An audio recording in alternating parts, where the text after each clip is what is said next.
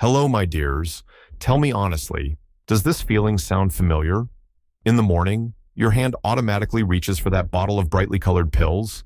It seems like self-care, insurance against all the troubles of aging, right? We've lived long, full lives, seen how the world has changed, and of course, we want to maintain our energy and strength for as long as possible. And so, advertising, advice from friends, and even just an inner desire to support our bodies all push us towards taking vitamins. But have you ever stopped to think that this habit, especially after 60, might not just be useless, but sometimes even harmful? Yes, you heard me right. Our wise bodies change with age. They absorb substances differently, metabolism works differently, and the liver and kidneys aren't as nimble as they were in our youth. And what used to be supportive can turn into an unnecessary burden, like trying to pour a liter of water into a delicate porcelain cup. It will simply overflow. Especially dangerous can be those universal multivitamins that promise everything at once, or high doses of individual vitamins taken without real need, just in case. It's like taking headache medicine when your leg hurts. It won't help, and there might be side effects. But don't be alarmed. I'm not here to scold or forbid you. Quite the opposite. I want to share simple, understandable, and most importantly, safe ways to truly support your health based on common sense and the specific needs of your mature, experienced body. Together, we'll figure out how to distinguish genuine care from marketing ploys, and you'll see how small changes in habits can give you more energy, improve your well-being, and add joy to every day. I promise, it will all be simple and accessible. So, make yourselves comfortable, pour a cup of tea, and let's have a heart-to-heart talk. Stay with me until the end, and you'll learn how to wisely care for yourself without causing harm. 1. The myth of the just-in-case multivitamin. So, the first thing I want to talk about are those popular multivitamin complexes. You know, those bottles that contain everything beneficial from A to Z. It seems so convenient, one pill, and you've supposedly covered all your needs. But let's think, are our needs really all the same? Some people absorb iron perfectly well from food, while others genuinely lack it. One person might have a vitamin D deficiency, while another's levels are normal. By taking an average complex, you risk getting an excess of some vitamins that your body doesn't currently need, especially fat-soluble ones like A, D, E, K, which accumulate, while still not getting enough of what you truly need. It's like trying to feed a large family the same dish. Some will get too little, some too much, and some might not like the dish at all or find it harmful. Let me tell you the story of Arthur. He's 72. Arthur has always been a methodical person, used to doing things by the book, and he firmly adopted the rule of take multivitamins after 60. Every morning, like a ritual, he swallowed a large pill from a well-known brand. He didn't feel any noticeable improvements, but things didn't seem to get worse either.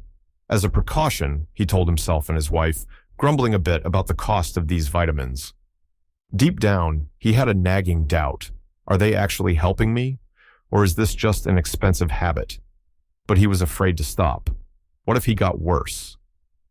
During his next doctor's appointment, he shared his doubts. The doctor suggested a comprehensive blood test for vitamins and minerals. Imagine Arthur's surprise when the results showed he had no deficiencies. Moreover, the levels of some fat-soluble vitamins were at the upper limit of the normal range, which isn't ideal. It turned out his varied diet, he loved vegetables from his garden, fish, and porridge, fully covered his needs. The multivitamins were simply an unnecessary burden on his liver and his wallet. After talking with the doctor, Arthur decided to ditch the universal pill. Do you know what changed? Firstly, he felt calmer. That underlying doubt and the feeling of doing something on autopilot without understanding why disappeared.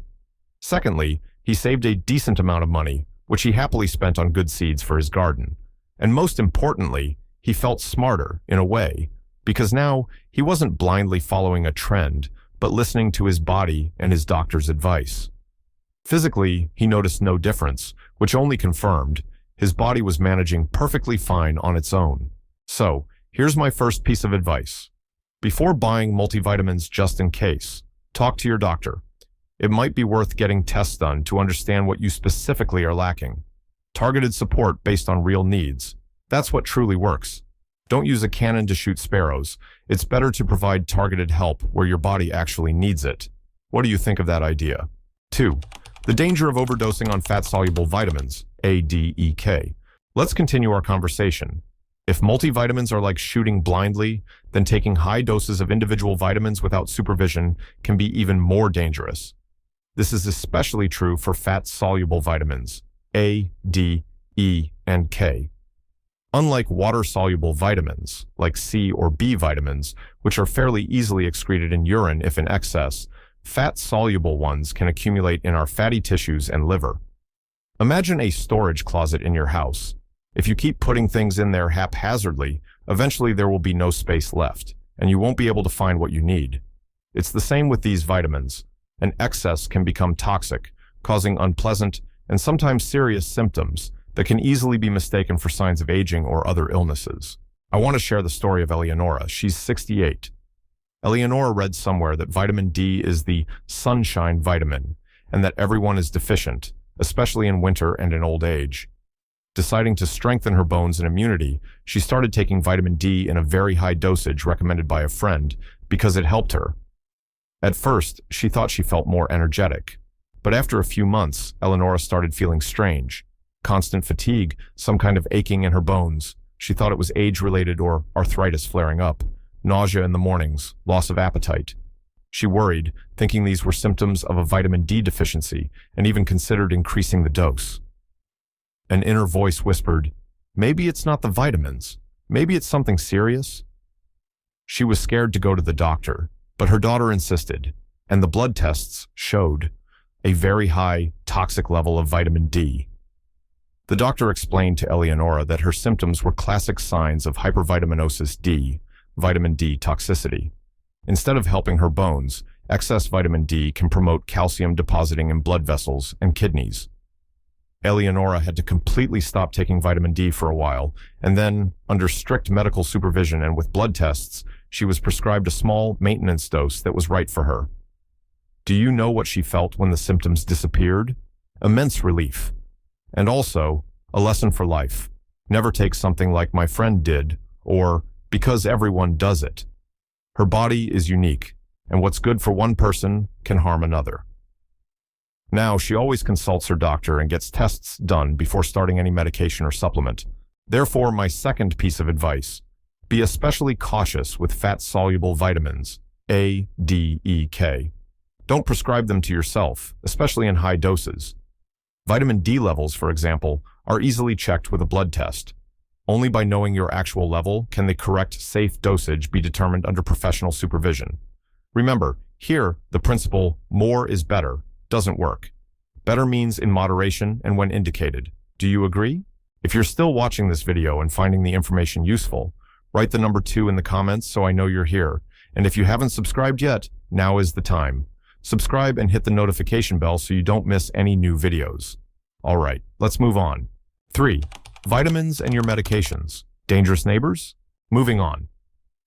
There's another very important point that's often forgotten when people get enthusiastic about vitamins. Many of us in mature adulthood take certain medications on a regular basis, for blood pressure, blood thinners, for diabetes, for the heart. The list can be long. And here lies a potential danger. Some vitamins and minerals can actively interact with your medications, either enhancing or, conversely, weakening their effect.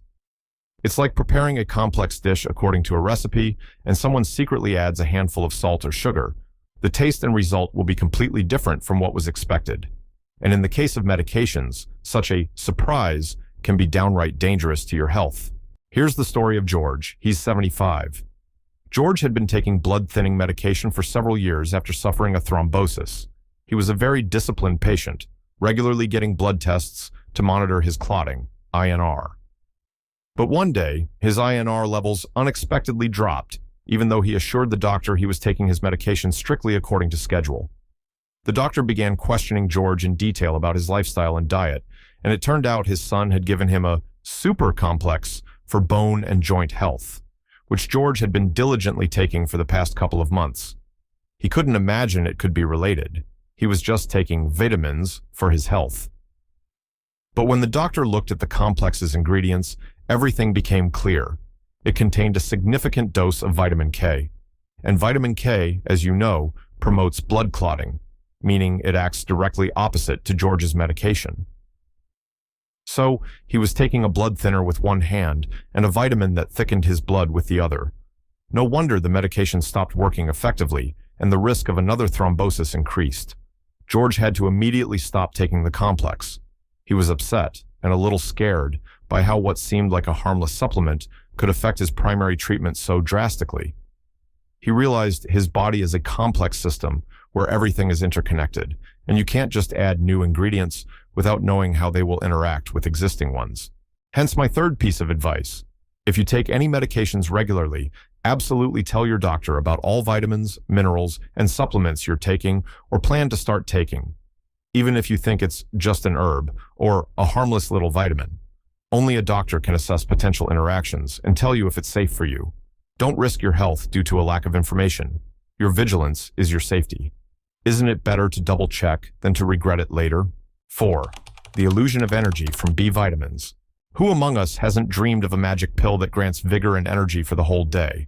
Especially when, with age, our strength isn't what it used to be, and fatigue sets in quicker. And this is where B vitamins often come in. They are advertised as energizers, fuel for the brain and nerves. Many start taking B complexes in high doses, hoping to chase away their fatigue.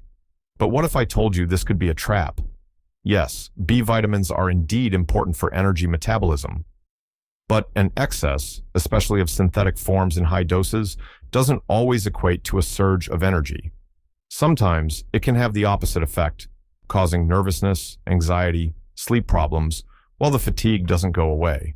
It's like trying to start an old car by constantly flooring the gas pedal. The engine roars, fuel disappears, but the car barely moves because the problem isn't the gas, but maybe the battery or spark plugs. Listen to the story of Brenda. She's 65. Brenda had always been an active woman, but in recent years, she started noticing she got tired quickly. A friend advised her to take a course of B vitamins. They're great for energy. Brenda bought a high-dose complex and started taking it.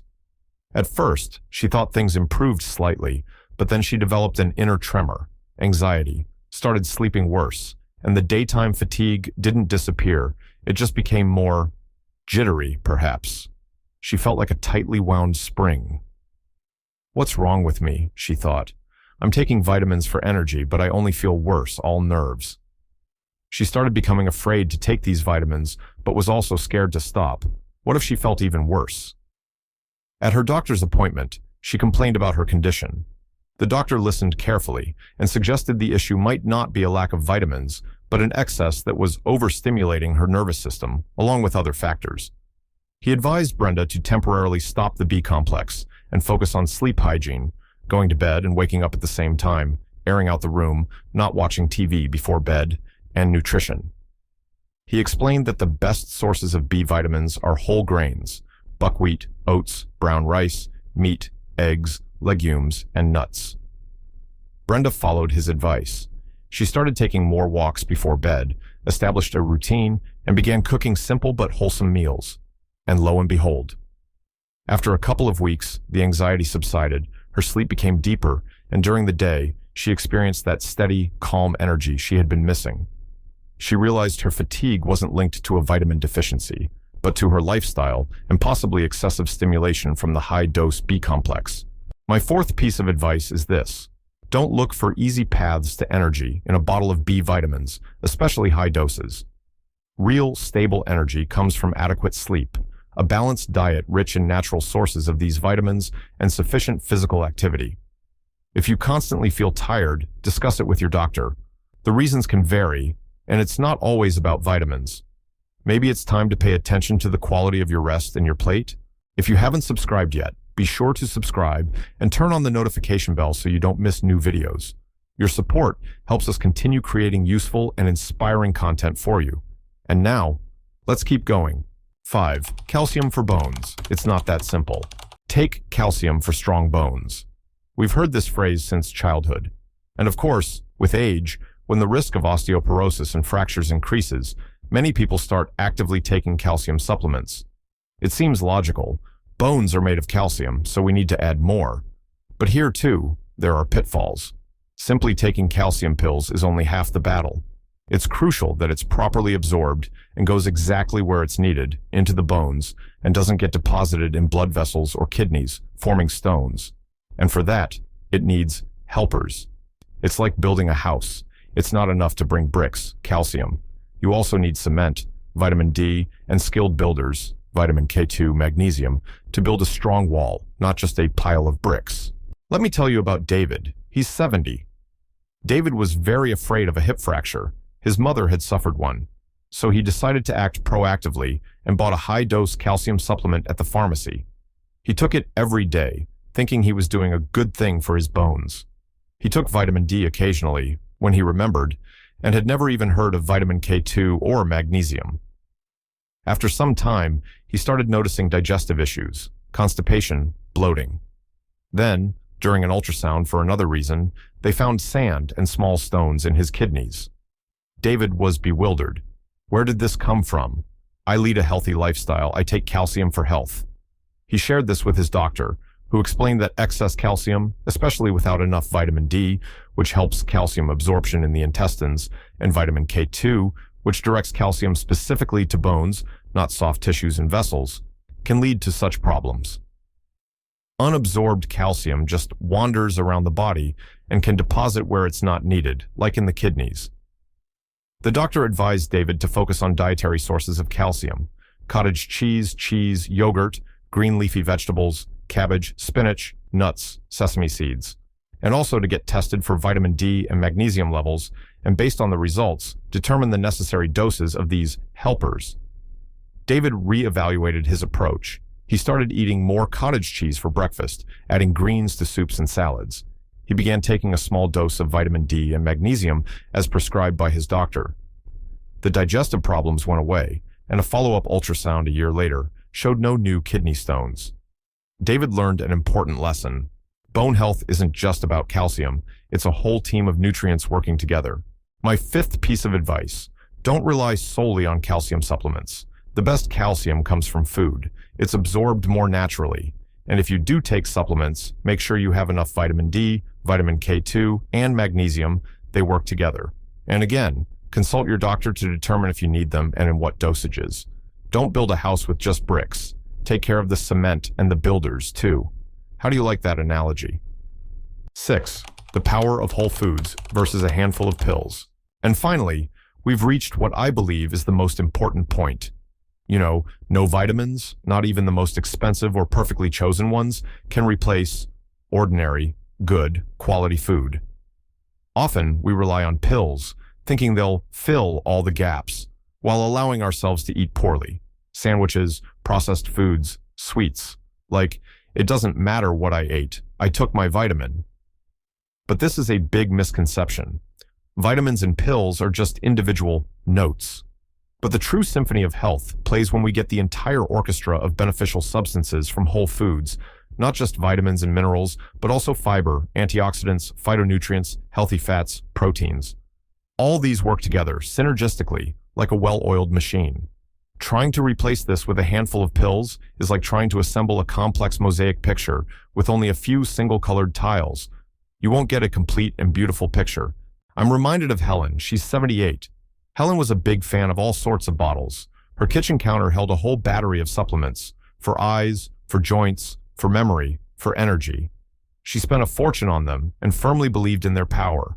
At the same time, she didn't really like cooking, often snacked on cookies with tea and bought ready-made frozen meals. And despite all her magic pills, she felt sluggish, often complained about intestinal problems, and her mood wasn't great either. She genuinely didn't understand why. But I take so many beneficial things. Her granddaughter, who was interested in healthy eating, once suggested an experiment. For a month, set aside most of the supplements, except those prescribed by a doctor for serious conditions, and try eating differently. She helped her grandmother create a simple menu: porridge with berries for breakfast, vegetable soup, and a piece of chicken or fish for lunch, cottage cheese or kefir for an afternoon snack, salad, and an omelet for dinner. Simple, accessible foods. Helen was skeptical at first. What can this food possibly do if even the pills don't help? But she decided to try it for her granddaughter's sake. And what do you think? After just 2 weeks, she noticed a difference. Her digestion improved, thanks to the fiber from vegetables and grains. She had more energy throughout the day. Her head felt clearer somehow. She started sleeping better. Her mood even improved. She suddenly realized that all this time she had been trying to patch up holes with pills instead of building a solid foundation with proper food. Food isn't just fuel, it's information for our bodies, building material, the foundation of our well-being. And here's my sixth, and perhaps most important, piece of advice. Make whole, varied food your priority. Vegetables, fruits, berries, greens, whole grains, legumes, lean meat, fish, eggs, dairy products, nuts, seeds. These are the real superfoods nature created for us. They contain everything necessary in a balanced form. Supplements should be just that. Supplements, complementing the diet where there is a proven deficiency, not replacing normal food. Try looking at your plate. Are there enough colors, different vegetables and fruits? Is there fiber, your caring gardener for the intestines? Is there protein, the builder for muscles? Perhaps by adding simple buckwheat porridge or a fresh cabbage salad, you'll do more for your health than by taking another pill. If you haven't subscribed yet, now is the time. Click the subscribe button and turn on the notification bell so you don't miss any useful videos. Your support truly helps us create quality content that informs and inspires. And now, let's move on. My dears, we've come to the end of our conversation. I truly hope it was helpful for you and didn't scare you, but rather gave you food for thought and helped you look at familiar things from a different angle. You've lived long, wise lives and accumulated invaluable experience. And you, more than anyone, deserve to feel good, energetic, and joyful at any age.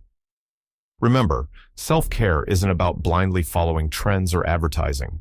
It's a thoughtful, conscious approach based on knowing your body and common sense. Don't be afraid to ask doctors questions. Don't hesitate to doubt conventional advice.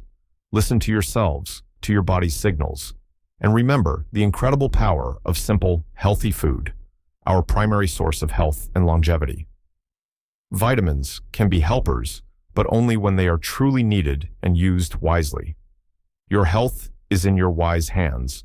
Believe in yourselves, in your strength, and be healthy and happy.